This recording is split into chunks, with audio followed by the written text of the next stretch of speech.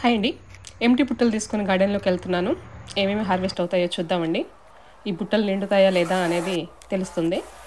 ఇక్కడ చూడండి ఎన్ని వెజిటబుల్స్ హార్వెస్ట్ చేసుకున్నాను.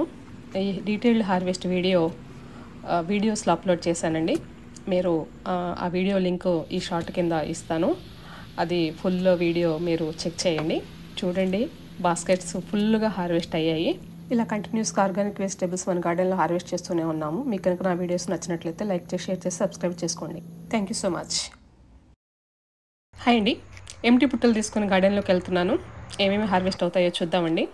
ఈ బుట్టలు నిండుతాయా లేదా అనేది తెలుస్తుంది.